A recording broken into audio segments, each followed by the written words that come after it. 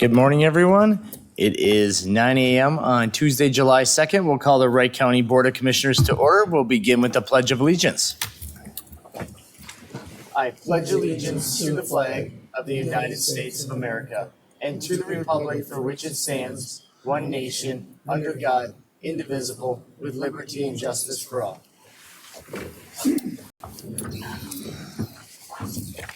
Okay, we have a fairly robust agenda here today.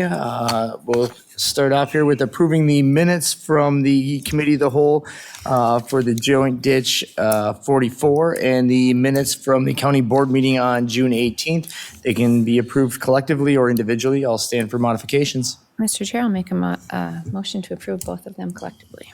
Motion by Commissioner Dietrich. I'll second. Second by Commissioner Holland. Any further discussion? Hearing none, all in favor say aye. Aye. Opposed, same sign. Minutes are approved unanimously. Today's agenda, is there anyone that would like to make any corrections to today's agenda? Mr. Chair, if I could, I would like to take item B5 underneath the consent and just lay that over to the meeting on the 23rd if possible. All right. So item B5, we'll be removing item B5 and that'll come forward at a later date. Mr. Chair, is that a timely the application? Is that what you're looking at? Yes, that's correct. It is a consent agenda item. However, I just thought we'd address it now. We'll still be able to make the event, which is held, I believe, on the 27th. So. Okay. All right. Thank you. All right. Mr. Chair? Yes. I'd like to make a motion to amend the agenda to add a closed session pursuant to Minnesota State's Statute Section 13D.05, subsection 3, paragraph A, to review the performance of County Administrator Lee Kelly under terms for consideration, item C. All right. So we're adding a closed session under items consideration, item C. Okay. Is there any other items or modifications to today's agenda? Mr. Chair, I'll make a motion to approve the agenda with those changes. All right. We have a motion by Commissioner Catchmark. Second. We have a second by Commissioner Shane. Is there any further discussion? Mr. Chair? Yes. Well, that would be the closed session for today. You're talking about on the agenda today. Do we have the material supplied to us that we're going to be discussing? I would not want to go into closed session without having the same information that There is no information that's provided. This is news to the group here, so this is something that Commissioner Holland, I guess.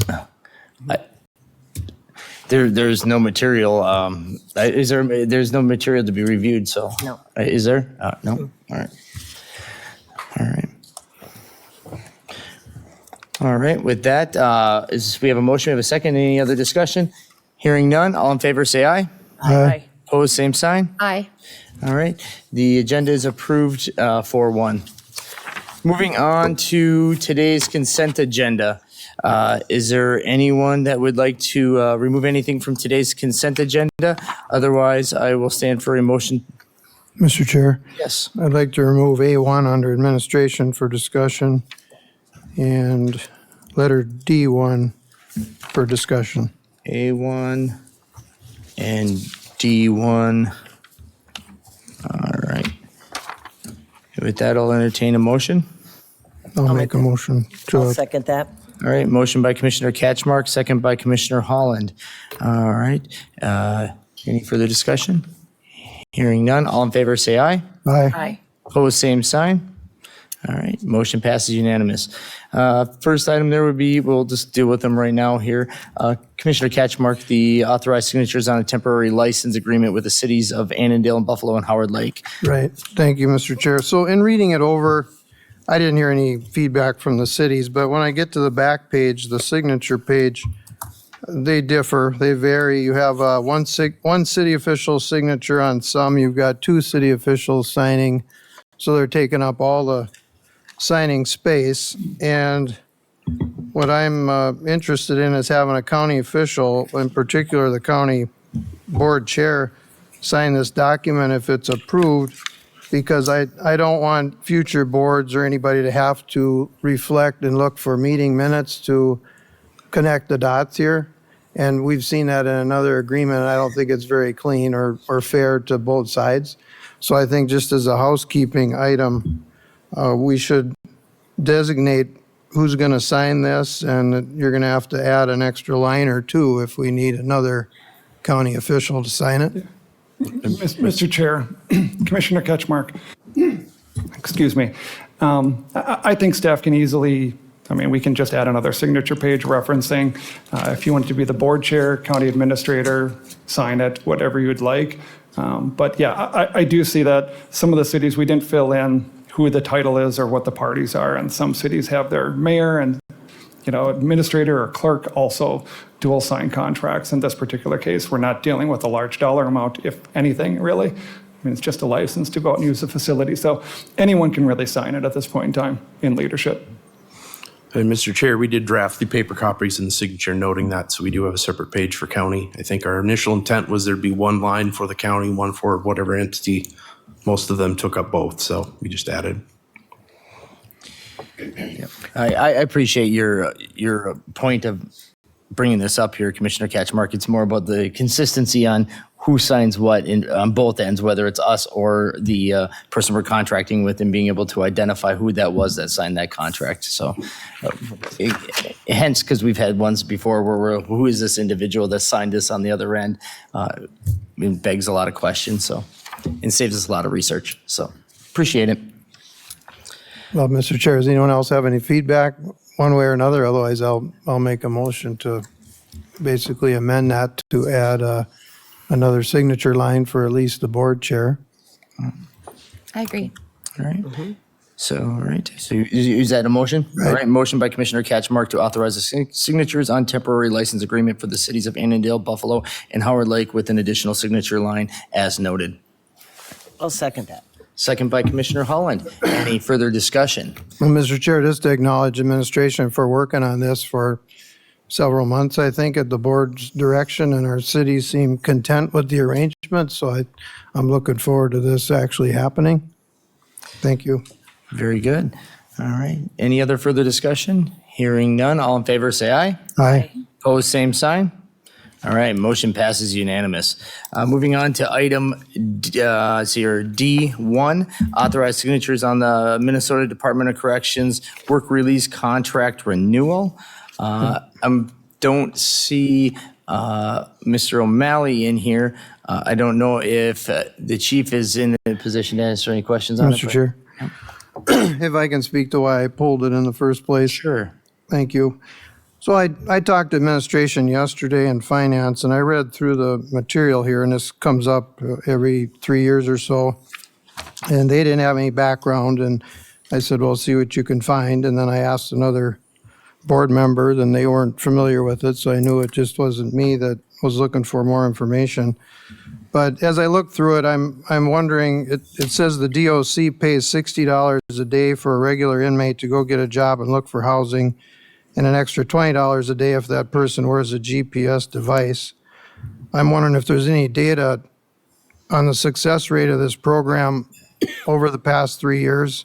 I think I asked same or similar questions the last time around. And what kind of percentage of folks actually found jobs and housing? And then I know that this figure is directed by statute, but with wages going up and everything else, how does this fit into the budget, and does this actually cover expenses that we have into the program? And I don't have that in about 15 pages of data here, but administration never got back to me since yesterday with any more information. And since there's at least one more board member that was looking for more, that's why it's here right now today for discussion. Thank you. Mr. Chair, Commissioner Ketchmark, I almost wonder if this might be a better item for a workshop meeting. It really ties in cross-departmentally between court services with Mike McMillan, the sheriff's office, the jail, because the questions you raise go to recidivism, what people are doing on conditions, which is really more of a court services end of the spectrum. So I'm wondering if maybe some of the data you want would be better presented at a workshop. Or we could identify that. I'm just saying, it seems like a lot of what you're asking for is most likely retained with Mr. McMillan's office.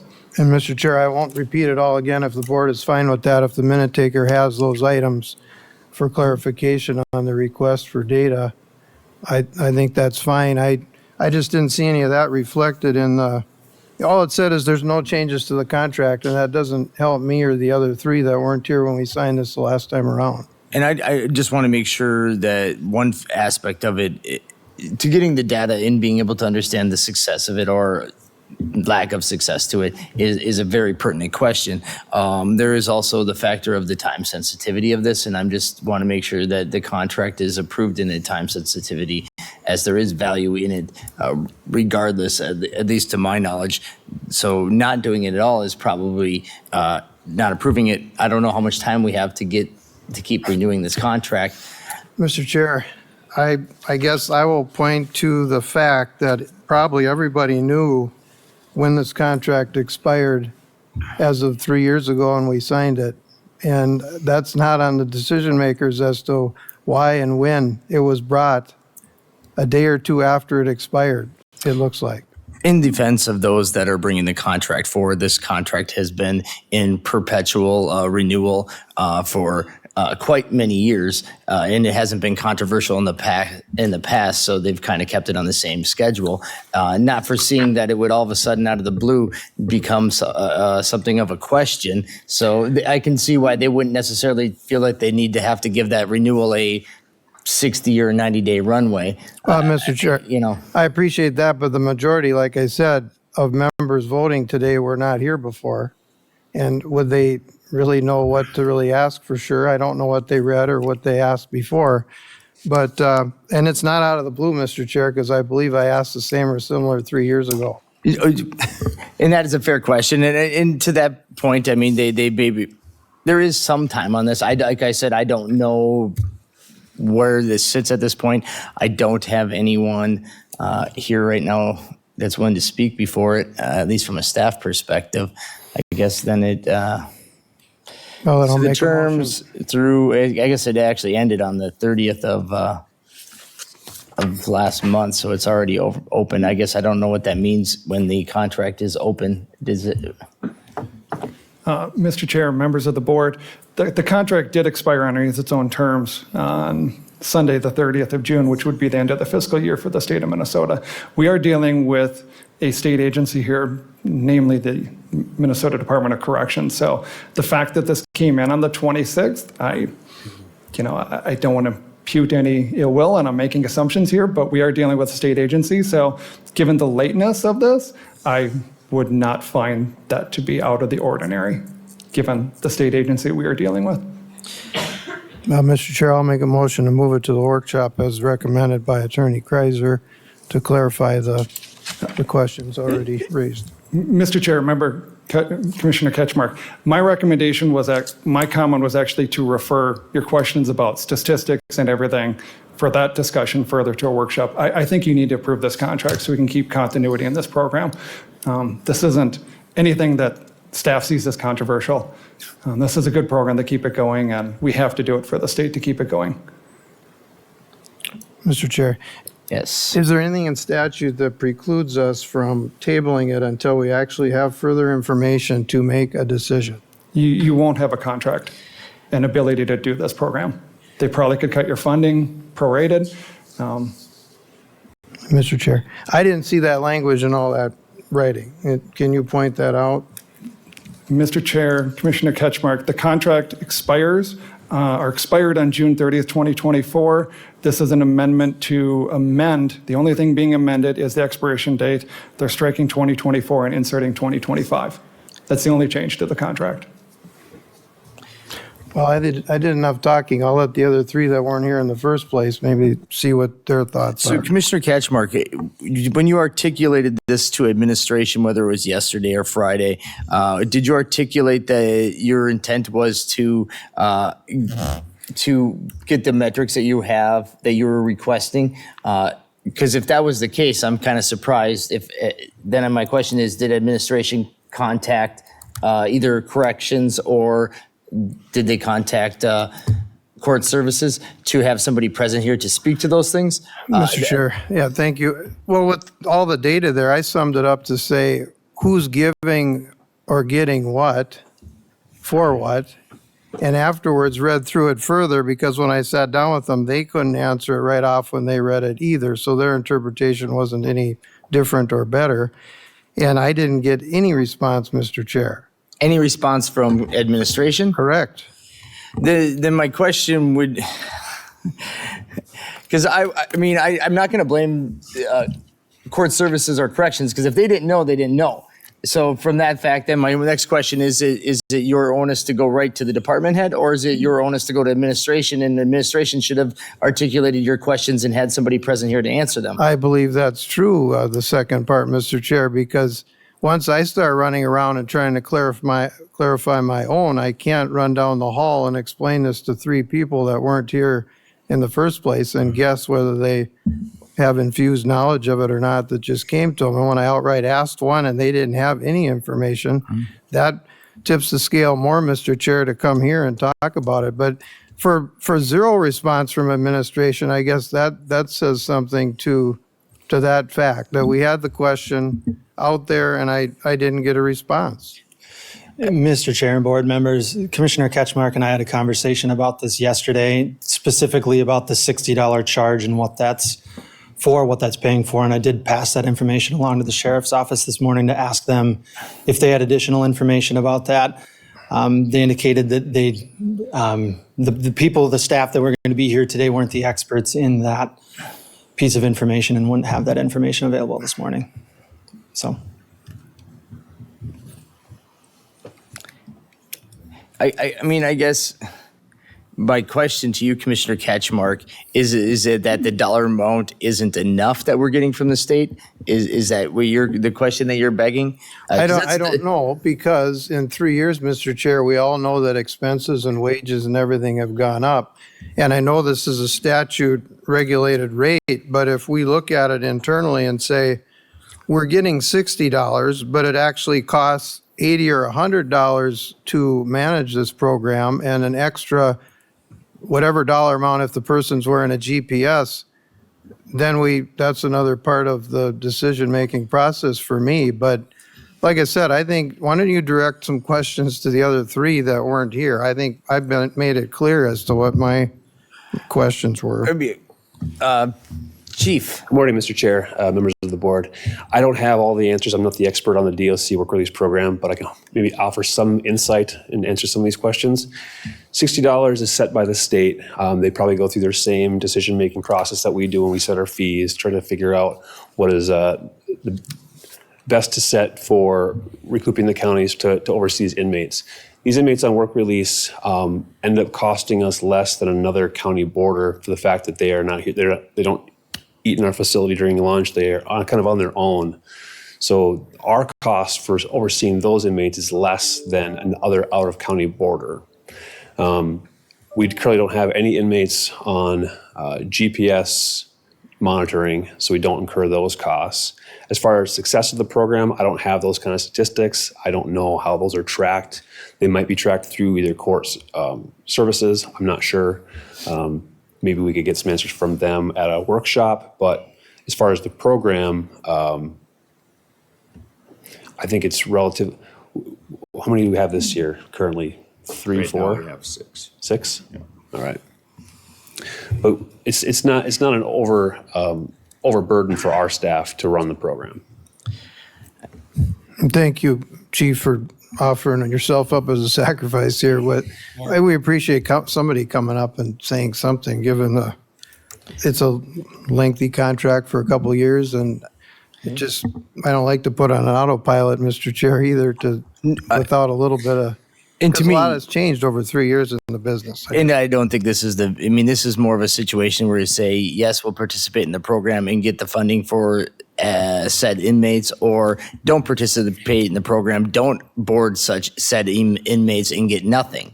In terms of changing the rate, you don't have that ability to negotiate with the state. This is a legislative approved rate. And if you want to change that dollar amount, you have to lobby either through AMC in said venues to get a rate higher than $60. So if your question is whether it is justifiable for the $60 rate, that's something that you have to argue at the legislator. If you don't want to participate in having DOC inmates that are in this program housed in our facility, I mean, I would say right now, in rudimentary, I will say that the dollar amount, when you look at the $60 that we're getting, that's the same rate as our standard. Our boarding rate isn't much more than that, and we're actually paying more by the time you factor in the food and other things into it. So I can say if you don't like this rate for the ones that are on work release, you shouldn't like the rate that we're getting for other boarders, because that's not going to be high enough either then. And Mr. Chair, it's not a matter of like or dislike, and I'm not going to go lobby to St. Paul for anything. I'm just wondering, as decision makers here, if the math adds up, that's all. If the data says it's a good deal or it's not a good deal, I think that's a consideration here. But if the consensus is to approve it as is with getting the information at a workshop, I'm fine with that. But I don't want to speak for the three here that aren't saying a whole lot. I'll make a motion to amend his motion to approve this contract today and bring this data back and more information to a workshop. I'll second that. All right. We have a motion by Commissioner Dietrich, second by Commissioner Holland. I think that is a great compromise. I think moving forward with the contract is good in the short term, but having information and data to illustrate it's either success or lack of is good for the ongoing discussions, especially if you want to take that information and bring it down to the legislator to see if that dollar amount is correct. You're going to want that information. Mr. Chair, and just that this is a one-year contract. It is. 2025. It's a 3-year. Didn't it not say from 2025? Mr. Chair, this is an amendment to extend the expiration date to the June 30th, 2025. So it's that's just the only one thing. year. Yeah, it So we is can a have this year-to-year contract. Yeah, conversation so there are. and move forward. It's just a year contract. And Mr. Chair, if I could say something. Again, Chief, thank you for coming up. That clarification made a difference. We appreciate that. Happy to help. Thank you. All right, we have a motion by Commissioner Dietrich, second by Commissioner Holland. Is there any further discussion? None? All right, all in favor, say aye. Aye. Opposed, same sign. All right, the contract with the Minnesota Department of Corrections, work release contract renewal is approved for another year. All right, now moving on to the timed agenda, we have to schedule a tobacco ordinance amendment 24-3 public hearing. Yes, Mr. Chair, members of the board, before you is a request to schedule a public hearing on the proposed staff amendments to the tobacco ordinance number 24-3. Staff is proposing that we do this as part of a committee of the whole, either on August 12th, 13th, or 14th. I will admit, when I submitted this, I was not aware of your budgeting schedule. So if that creates a conflict, we can push this back probably till second week of September, if that would be more convenient. I'm just looking to try to get this adopted by the end of September, because most applications come in October or November. But we do need 30 days notice by statute. I'm open to discussion here on board members. We can go with either the 12th, 13th, 14th, or if you want to keep it within that week. We have budgets all day those days, but we could carve out a period of those days. But I think we kind of want to keep them dedicated to that so we can keep moving on it. Otherwise, your option would be doing it on that Thursday, August 15th. Otherwise, we move into September. I think we should move into September, Mr. Chair. Okay. I agree. And when looking at September, I would say let's look at the week of the 9th through the 12th. You want to look at Mr. Chair, we could do it after board workshop, if you want it on Tuesday afternoon, the 10th. go with the 10th at should we just go with like a 1 o'clock? Because we already have. I have budgets I scheduled on the 10th. got budgets too. That's where I say, and I got a variety of different meetings from 10:30 to noon after workshop that day. What about the 12th? So we can either do the 10th at 1, or we can go to the 12th. I can do the 12th at 11 o'clock or later in the day on the 12th. I'm good with either one. Yeah, me too. Late, a little bit later? Yeah, I mean, or Would be 11. like Do you want to go 1 Noon o'clock? or 1? I can do 1 o'clock on the 12th. September 12th. Oh, September, okay. I can do September 12th at 1 o'clock. Yeah, that's That works. fine. Nods? Nods? Yep, good. All right. So I'll entertain a motion to set a public hearing for tobacco ordinance 24-3 at 1 o'clock on September 12th. Do motions? Is it a motion by I'll make a Commissioner motion. Dietrich? So moved. Yeah. And second. second by Commissioner Holland? All right. Any further discussion? Hearing none, all in favor say aye. Aye. Opposed, same sign. All right. The public hearing is set for September 12th at 1 o'clock in this room. All right, now at this time, we will move into our Health and Human Services portion of the agenda, and we'll put our Health and Human Services hats on as Jamie makes her way forward. We have a number of items I on was the- going to be willing to cede my time, my budget time for the committee of the whole. So first item on the Health and Human Services agenda is to approve the consent agenda. We have 5 different items on there. Would anyone like to remove them? Otherwise, I'll stand for a motion to approve the consent agenda for the Health and Human Services. So moved. Motion by Commissioner Shane, second by Commissioner Holland. Any further discussion? Hearing none, all in favor say aye. Aye. Opposed, same sign. All right, motion passes unanimous. Next, we have the timed agenda item, adopt resolution 2407 to accept the June 2024 donations. So moved. Motion by Commissioner Dietrich, Second. second by Commissioner Shane. Any further discussion? Hearing none. All in favor of resolution, Commissioner Ketchmark. Aye. Aye. Aye. Aye. Aye. All right. Motion passes unanimously. Thank you for that donations. There's a few different ones in the total of $309.16. Thank you. All right, next is the director's comments. Jamie, thank you for your time today. Yeah, thank you all. I'm adding a couple additional director's comments. I won't take very much time. Initially, I would like to let you know that Wright County our organization, HHS, was awarded a child passenger safety. We were selected as a recipient of the gift of safety from Buckle Up for Life, which is actually the Toyota organization, a nonprofit organization dedicated to promoting child passenger safety and providing resources to families to keep their children safe on the road. The gift of safety is a highly competitive program that provides free car seats. We received 50 free car seats and educational resources to both new and seasoned child passenger safeties. So that's an extraordinary and wonderful award from that organization. I actually often come into the building through the public health bay, and there was a family with about 4 or 5 kids down there today getting their passenger van all outfitted with, car seats and things like that. So it's a great program that our public health department runs. And then on top of that, we just found out just this week that the United Way is also awarding us $5,000. Let me find my comment here. Wright County United Way funds help us purchase a variety of car seats, child car seats, to have on hand when clients come in for a safety inspection. Sometimes their current car seat is outdated, because typically we'll fit the children into the car seats that the parents come in with, and sometimes we can't do that if the car seat is no longer usable. Missing proper equipment or is no longer safe to use. We can offer a replacement seat for a minimum of $10. Last year, we distributed 40 child car seats to those who had financial hardships. Funds also allow us to promote child passenger safety at community events, health fairs, and expos. We're able to purchase promotional items and educational materials. Our goal is for children to leave the inspection site safer than when they arrived. The United Way also gifted us or awarded us another $5,000 grant for our special needs fund. Our special needs fund can be utilized to meet clients' basic needs when no other resources available. It's kind of that all donated funds that we can go to when a family is in kind of a dire situation.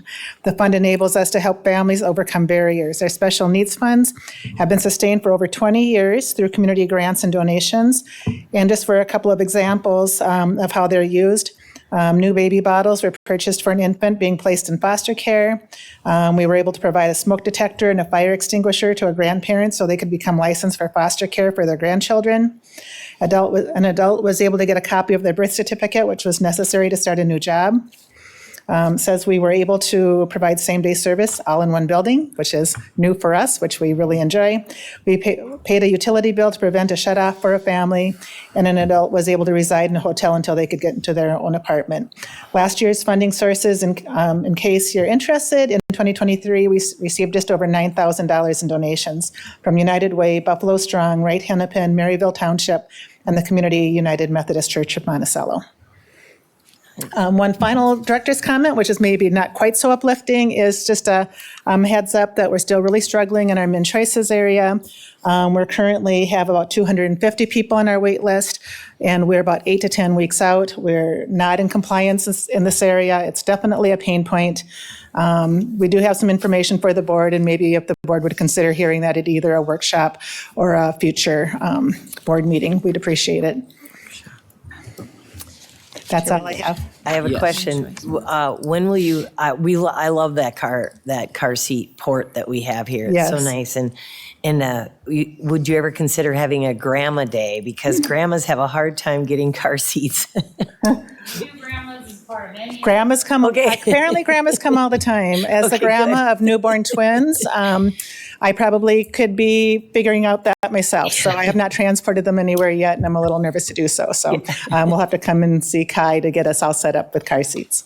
So thank you. And yes, definitely, if you have other folks in that situation, send them our way. We're happy to help them. Okay, great. Thank you. Mr. Chair, Jamie, before you sit down, Commissioner Holland and I got invited to Women Connection last week and to St. Michael, and Cornerstone, I'm sorry. What was really interesting to me is we asked what their struggle was, and it was the car seats. Yeah. And here we have infants being born without car seats. So just want to add that's very important, and thank you for what you're doing. Right. And I would say it's a program that, we've had it for many, many years. But I mean, and it's the kind of thing you don't hear about. You don't hear about the accidents averted or the deaths, mitigated because of, car seats were in place and in the right way, So I think it's things you don't hear about, but that's good things to not hear about versus the opposite. So yes, we'll continue to do our best in this area. And with an additional $10,000 of funding, I think will help us do that. So Jamie, I appreciate you bringing up the conversation regarding the mid-choice assessments and the backlog of where we're at. It's funny looking back, I think it's probably 6 years ago that you had set the table about the conversation that based on the aging population in the county, the increase in populations, the trajectory wasn't looking good at that time. And we knew that it wasn't a matter of if, but a matter of when this caseload was going to hit at an extraordinary level, especially because at that time we knew, looking at the demographics of the people that were between the 60 and 65, and you don't know when they're going to hit into Right. that. So and I won't share all the stuff from the PowerPoint that Jill Puller has been working on, but a couple of things kind of come to bear here. We were hoping that this legislative session would have provided us some opportunities to alleviate some of this strain by either reducing the number of min-choice assessments that we need to do in general, or providing us with some better technologies or ways to do the assessment, or some maybe shortcuts that don't hurt the quality of the assessment. Those weren't forthcoming, so we're a little disappointed in that area. There was one area that they did approve, which was to extend the time that our min-choice assessment can, I think it was extended to a year from the time our min-choice assessments are good for. So if somebody becomes eligible for MA within that time, we don't have to redo the min-choice assessment. But that's kind of a little piece of a much bigger puzzle. So yeah, we really struggle in this area. The numbers that I saw most recently is like where we used to be getting about a couple years ago, about 60 referrals a month. We're up to like 90 referrals a month. The doing the assessments has not gotten any faster. It's only taken longer. So it's really hard to say that we're 8 to 10 weeks out on getting people. And usually, and I've said this before in this room, people don't come to see us until like something is really happening. And, it's kind of, we're already behind the gun. And then to say we have to wait 9 weeks before we can get your mother seen or whatever the situation is a difficult message. So I'll do everything I can internally. It's just been a real struggle. Just to set the table on it and make sure, confirm of whether I'm right or not. Prime example is you get an individual who has either a massive stroke and they may have been within a rehab facility for 6 to 8 weeks. And at some point they get to the point where they say, we've done all we can do at a rehab facility. Now they send you home. Now you will not be able to get any type of assistance for a PCA without a min-choice assessment. Now that individual will sit at that home for 4, 6, 8, 12 weeks till we can get an assessment so that they can get dollars to be able to hire a PCA to be able to assist them. In that meantime, you are looking at sometimes all hands on deck from family members doing things that they never thought they'd have to do for their parents. Are we able to do it in a 24-hour turnaround? No. Is that reasonable? No. But is it reasonable to wait 8, 12 weeks? No. And that's where I will say I've fielded more calls on that in the last year than I have in all my years prior to that. We are aware of it, and it is about trying to figure out how we can fund it to be able to get enough people to do those assessments, but also without a burden to the taxpayer as well. So there is funding from the state on this. That I don't remember, what is it? Well, other counties look at it differently. I would say, we treat it a little bit differently here but it's not insignificant. I think it's in the $300,000 to $400,000 range is what we're about at that we bring in for this. But I think the other piece of it, and you kind of alluded to it, Board Chair Vetch, is that once people first of all, most families are not wealthy enough to afford those kinds of things. Then it takes a long time to find PCAs to do the work a lot of times after they even get approved for them. And the other thing is once they're on medical assistance, if that's a situation, they spent down their resources, this does allow them to bring services into the county that is good for the county. I mean, it's an economic boon for a lot of service providers to be able to provide services for our growing population and get reimbursed for it. So, if everything was working, if we could catch up, I'd be happy with having a wait list of 25 people, because then it's not like so insurmountable. And right now it's just reached a point. It's really going to be all hands on deck. We've done a lot of internal things. I feel like we've done as much as we can internally. Not that we're not going to stop looking at how we can, work through this, but it's becoming quite, we're not catching up. We're kind of falling behind. And Chairman Vetch, too, I like that antiquated system that the state has you running.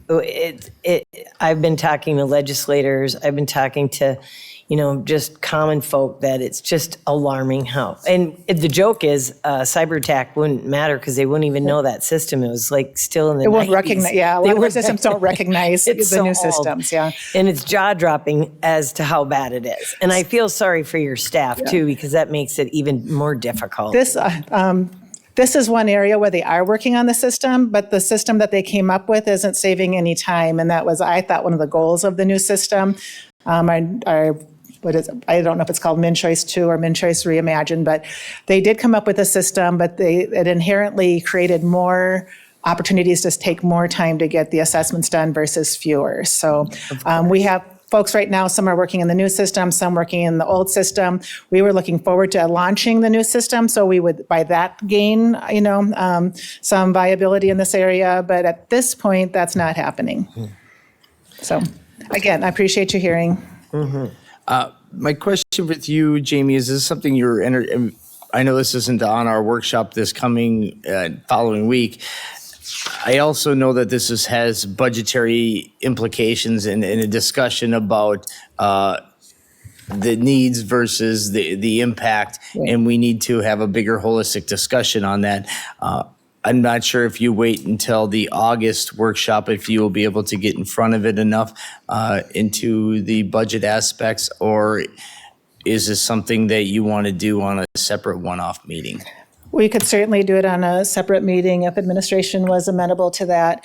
I think our long-range plan and something that we did talk about last year when we're looking at min-choice workers is that, and this is just my pie in the sky, but should we add additional min-choice workers to deal with our growing population right now? And let's say, I always think we're going to reach that saturation point where we get things done, and it doesn't ever really seem like it happens because we're growing so fast.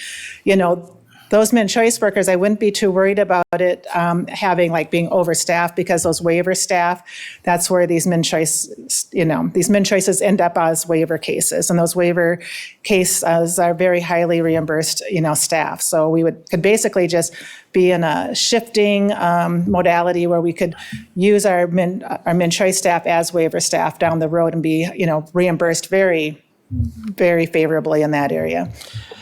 So we do have we have the budget numbers right now, but we certainly we would be willing to meet at anybody's convenience, anytime. I guess I'd be interested in trying to meet somewhere in the later part of July, say looking at the week of like the 22nd to the 26th or the 29th through August 2nd. I think it'd be good for us to get in front of this, have a discussion holistically on the impact financially versus the impact on the citizens themselves.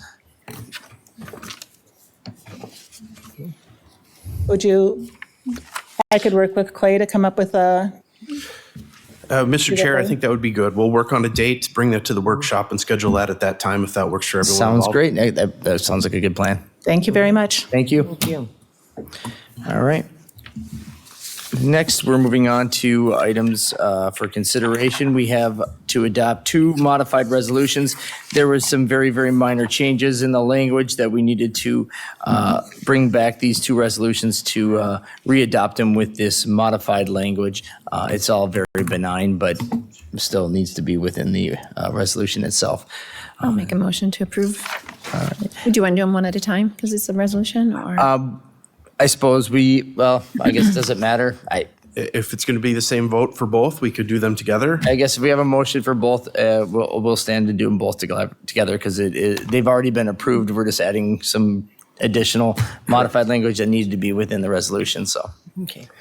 I'll second that. Motion by Commissioner Dietrich, second by Commissioner Holland. Resolution to approve the agreements for the local bridge replacement programs for the Eastwood Avenue and CASA 2. All right.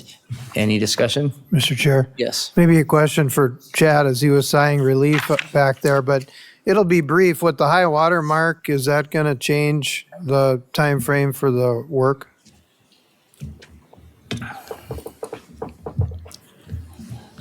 Good morning. No, there'll be no changes. They're starting the CASA 2 bridge on July 8th. And we just verified this morning, so we're sending out press release, property owner notifications, and et cetera. And Eastwood Avenue Bridge will probably be a little bit later. But to my knowledge, they're not concerned Okay. with high water or anything. So Thank you. not ideal, but they'll get it done. Great. Thanks. All right. And no other items here? Resolution. Commissioner Shane. Aye. Aye. Aye. Aye. Aye. Resolution passes unanimous. All right. Topics for the workshop for July 9th next week. There's a variety of items listed within there. I'm going to add one other additional item, and that is to discuss the Planning Commission at-large position, as that position serves on two boards, the Board of Adjustment and the Planning Commission per statute. So we'll have a discussion about that position at the workshop next week. Mr. Chair?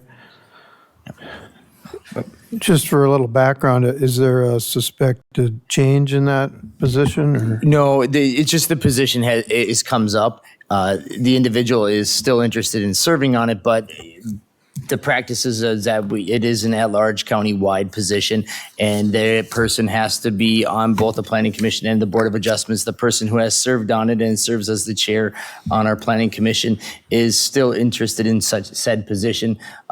Does a wonderful job, but we still need to have a uniform discussion about it, because it's not one that we can easily post for people to apply for it, because you can't apply for one because you have to be on the other. So if you're not open on the one side, you can't get the other side. So if you're not, you know what I'm saying? Right. So it's kind of one that we have to pick from one of the planning commission members to put them on the Board of Adjustments. So with that thought, if staff can dig into whatever statutes or whatever applies to, because we got a uniform decision about posting openings, but this one is a little unique because of the two. But if staff can tell us at that meeting, maybe untangle it a little bit if there is an option to post or that, because we all were in agreement with the posting piece. But does that apply here or doesn't It would it? have to be one of the other one of the 7 planning commission members would have to apply to be on it because they'd have to serve on both. Yeah, Mr. Chair,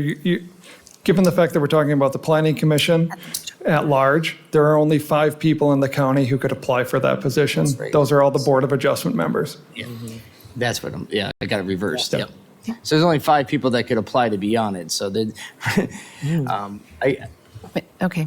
ahead. Apart from that, Mr. Chair, are we adding the DOC contract as well to the workshop next week? the which contract? The DOC, the work. Yes, days? the DOC contract, as noted earlier, will be for an informational update, either from both corrections and court services. Mr. Chair? Yes. I have 2 items. One is the membership of the Mayor's Association I'd like to discuss, because they had made a motion 2 years ago for us to pay dues. A past county board voted to be a membership and pay dues without knowing what the dues were. Now, we still haven't paid any dues, but we got 3 new members here, so I think we should get a group discussion going forward on what kind of position we're going to take here. If people are in agreement with that, so just call it membership to the Mayor's Association. And then the second is the staffing at the front desk. I'd like to see the last 4-week schedule and have it denoted if it was staffed by RSVP and what days and hours, and which days were staffed by county staff. And I'll just note if there were county board members staffing it that we don't count as RSVP, because allegedly that's happened. But just to look at other staffing options, I'd like to bring that back, and where could it potentially be aligned, realigned, that kind of thing. If everyone's in agreement, just call it staffing of the front desk. All right. Is there any other items? Otherwise, it's a non-actionable item, as we have already, we don't have to approve them. So next would be the committee recommendations to approve and adopt the recommendations from the Committee of the Whole for the Joint Ditch, County Ditch 14. There's a handful of recommendations here. The recommendations were to review the petition for repair on Joint Ditch 14. Then there was the review of the inspection report submitted by staff, and they determine if the drainage system needs repairs pursuant to Minnesota Statute 103 713 Subdivision 2. And then also, if repairs are determined to be needed, then Joint Ditch Authority shall appoint an engineer firm to examine the drainage system and make reports. The reports shall show necessary repairs and estimated cost of repairs. So with that, Mr. Chair, I'll make I will a, entertain a motion to I'll approve. make a motion to approve. All right. I'll second. Motion by Commissioner Dietrich, second by Commissioner Ketchmark. Any further discussion? Hearing none, all in favor, say aye. Aye. Opposed, same sign. All right. The recommendations are approved from the Joint Ditch 14. At this time, it is 9:48. We will be moving into a closed session pursuant to Minnesota Statute 13D.05 Subdivision 3, paragraph 5, or paragraph A, to review the performance of county administrator.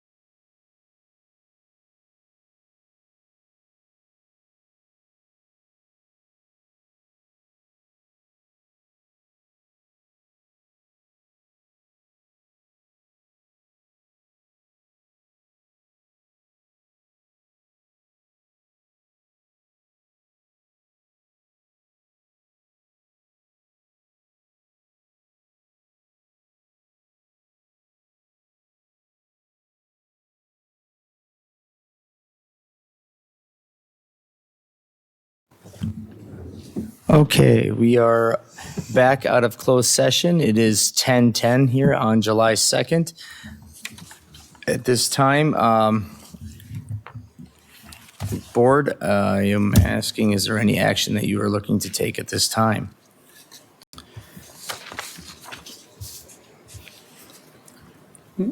Mr. Chair, just for the board's sake as well and for the listening public, I have distributed a resolution to the board. If someone wants to move and second that, then I can read it into verbatim. It's your, oh, this is the resolution right here in front of you. This is it's, I believe I handed out, didn't I? Sorry if I didn't. 6 pages worth. what? 6 pages worth of resolution.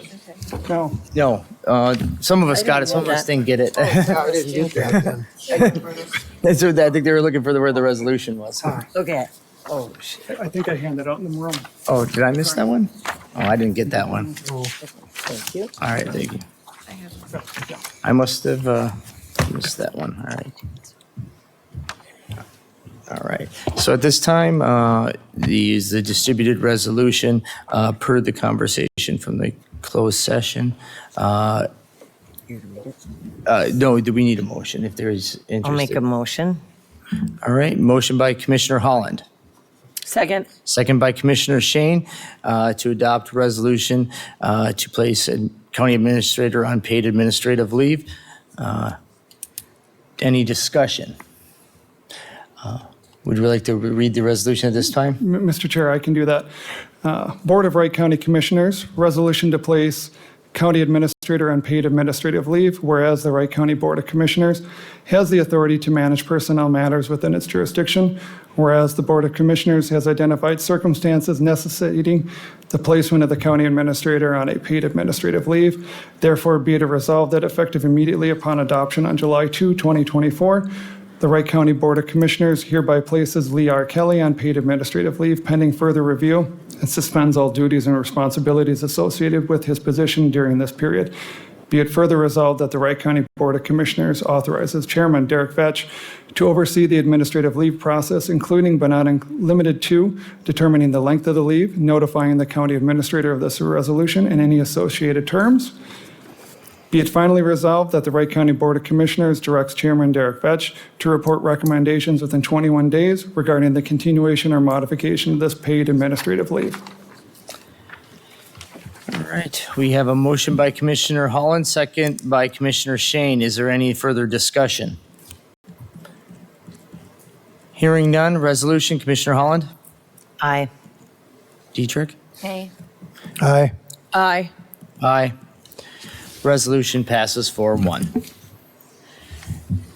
At this time, it is 10:13, and then there is no other business to attend to on today's board agenda, so we will adjourn at 10:13.